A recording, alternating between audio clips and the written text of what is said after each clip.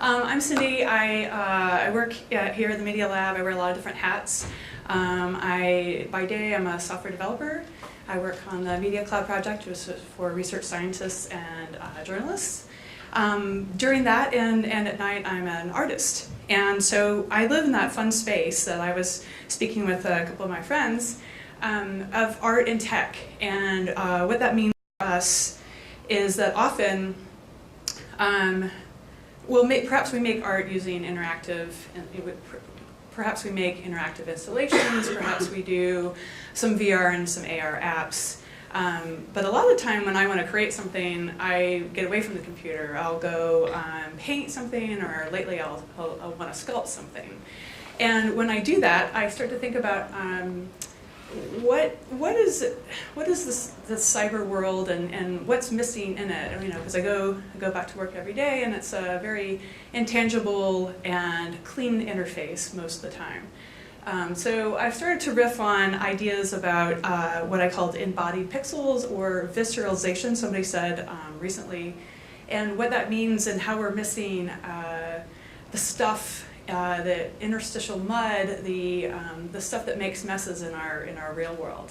This is a image of a real digital handshake. So our original digits are our fingers, right? So we don't really think about that. It's funny when we talk about the digital world and we need cyberspace. We don't really mean the original digital world. So I'm thinking about sensory experiences and what's missing in the digital world, and the lack of tactile, haptic experiences. I'm thinking about and playing with sand and mud and plaster and things that leave traces, that make messes, and that don't easily fit in a box or in the computer world. And going forward, a couple of years ago, I created VR Doodler. And VR Doodler, let's see if it actually plays. I created VR Doodler as a way of giving artists and other people an ability to experience and create VR experiences. So you go on the web, you draw, and you can save it and tell a story along with it, narrate it, and presto changeo, you have your first web VR experience. And then if you load it up in your phone, using your headset, then you would see your drawings in real 3D space. And this applies to augmented reality as well. And then along came Tilt Brush and Quill, and I love those tools, but I started thinking, what is it about VR Doodler that I like more? And I like that it's raw. It's more raw. It shows sort of that hand-drawn gesture. And then I started thinking, hand-drawn gestures and things that don't look professional are not really embraced in our digital world. Everything has to be clean and professional. And for an artist, your way through the experience or the way into creating the final product is what's important. And a lot of the time that goes missing in our everyday world. And here at AR in Action, I think about going forward, and I'll hear a lot of industry leaders who I respect greatly and know as people and friends, and we see each other at the industry events. But they talk about how they want to get rid of the sketching and like in the architect world, they want to get rid of pen and ink sketches because that deters efficiency. If other people are like, yeah, we want people to ideate in the computer world or in the digital world, and I'm like, well, that's all well and good, except that half the battle is searching, finding a way where you're connected to the experience. Same where Pat Pert would say, who helped found the Media Lab, would say that not giving people the opportunity to sort of project themselves into the experience, and that is in a importantly a tangible way that people aren't going to learn. So if we're teaching people how to operate machinery, that's all well and good, or fly a plane, you don't want people to crash, so you want to train them ahead of time.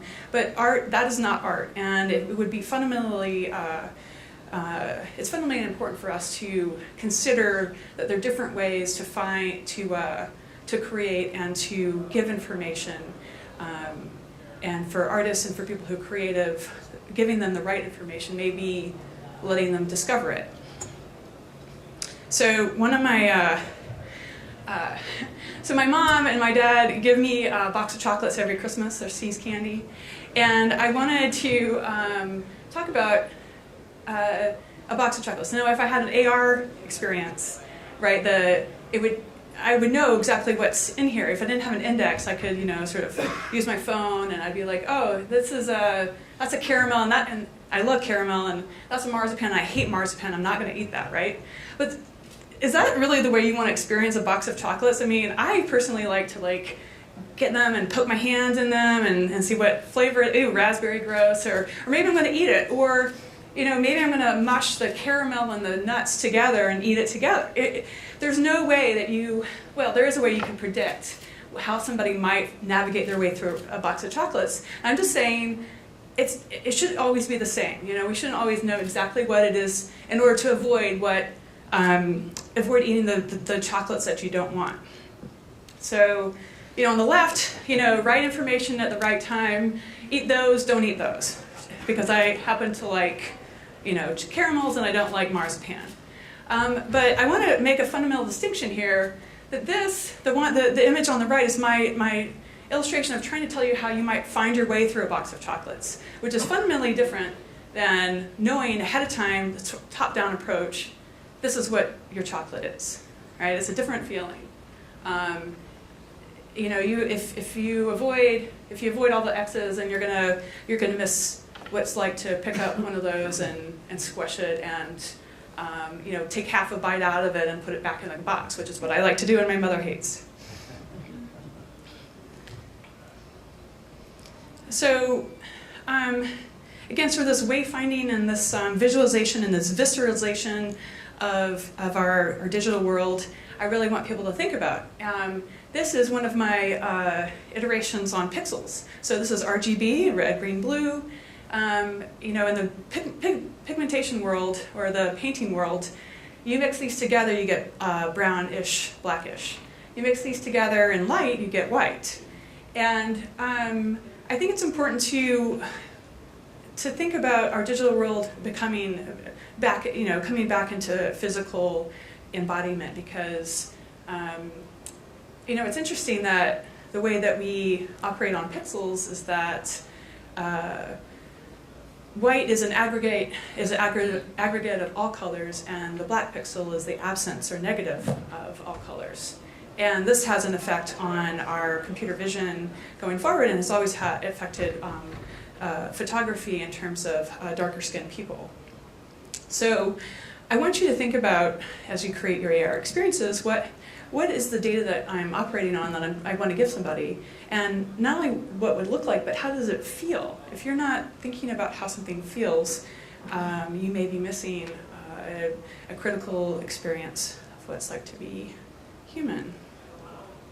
So, and I'm not saying AR has to be everything to all people, but I want us to think about how we're activating our brains in a 3D and visceral way. Also, as AI starts to permeate our everyday existence, what are these algorithms? What do they look like? What do they feel like? And if we surface how they're operating, would our understanding of them be different? So this is my matrix multiplier. So computer vision, it's doing a lot for us in image processing, and it's figuring out how to see things and how to draw, or how we process our world.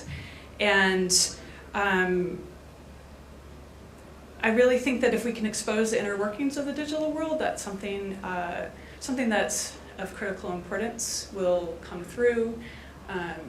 And also it helps explain how the digital world works to people who aren't in it. And I think if we can, again, elevate that understanding, then we're going to have more people involved in our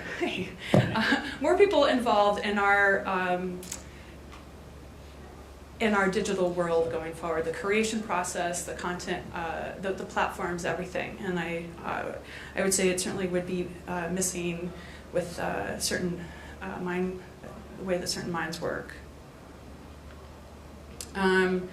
This is a toolbox I created. This is a digital toolbox. Again, I kind of make a joke about real digital pixels. So you see in the front, those are real digits, right? And this is actually kind of a visualization of how, again, a matrix multiplier may work or may not. And it's a bit of a joke, too, because obviously it's, these are, the digits are representing operations on pixels. In the back, there's a perceptron, the light bulb, which is on or off, a few other things there that are fun and I'm happy to talk to you about afterwards. So I want you to think about what real digital tools are and how they, how they manifest in the digital world and where they originally came from. And I'll leave you with, so I recently wrote a Medium blog post about playing games with my nephew and my nieces. And my nephew and I, we love playing Minecraft, and he loves Lego blocks. And, we made mosaics over Christmas, over the holiday break. And he hadn't done mosaics before, and I said, he's like, oh, it's like Minecraft, but in 2D. And I'm like, ah! Really? And I'm like, yeah, but think about it. These kids are as immersed in the digital world as they are in the real world. And we need to not miss that. We need to understand that that is true. And that they might get accustomed to things fitting together in certain ways that maybe they, the world doesn't necessarily work in the way that Legos fit together, right?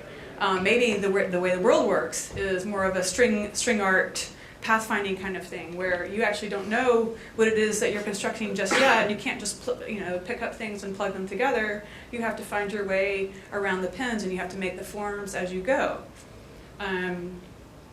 As artists, we think about gestures of the body, and that the gestures can be additive in terms of drawing or tracing with a string. It could also be reductive in the fact that we're gouging or sculpting or removing substance. And these are the ways that we have, these are the relationships that we have with our physical world. And both need to be represented in the AR world, not just the plugging and playing of building blocks, but also the weaving, perhaps, and the fact that some things don't fit in a compartmentalized way. So that's it. This is my contact information. I'll be walking around later. Thank you.